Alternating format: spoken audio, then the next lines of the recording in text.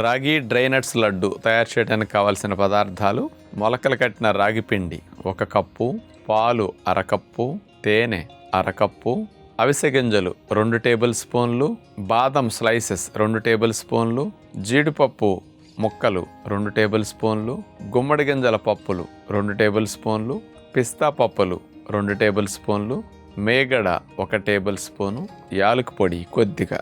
ముందుగా మనం తీసుకున్న దోరగా వేపించిన అవిసె గింజల్ని మిక్సీ జార్లో వేసేసి అవిసె గింజల పొడి అట్లా చేసుకుంటాం.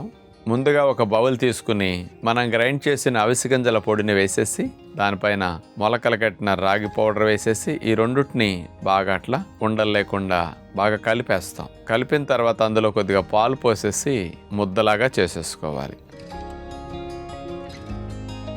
అలా చేసుకున్న తర్వాత దాన్ని ఒక చిన్న సైజు ఉండగా తీసుకుని పుల్కా కర్రతో అట్లా పల్చగా చేసేస్తాం. రేకు మీద అట్లా కాల్చేసుకుంటాం.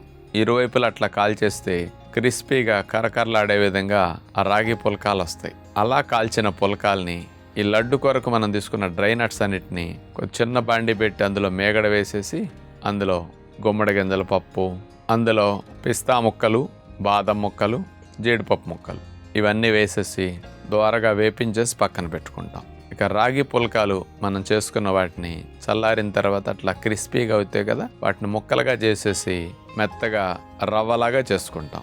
వేగింది కాబట్టి అట్లా రవ్వలాగా వస్తుంది అనమాట. లడ్డు పిండిని ఒక బౌల్లో తీసుకుని అందులో యాలకుల పొడి, వేపించిన డ్రై నట్స్ ముక్కల్ని అందులో కలిపేసేసి తీపి కొరకు మనం తేనె ఉపయోగిస్తున్నాం. తేనె కొద్దిగా వేడి చేసేస్తే పొంగుతుంది. ఒక 2-3 నిమిషాలు 4 నిమిషాల్లో పాకానికి ఆ తేనె పోసేస్తాం. ఇక లడ్డు పిండి అట్లా సిద్ధం చేసుకుని మనకు కావలసిన షేప్లో సైజులో డ్రై ఫ్రూట్స్ రాగి డ్రై నట్స్ లడ్డుని అలా చేసుకోవచ్చు. హై కాల్షియం హై ప్రోటీన్ లడ్డులు అనమాట ఇవి.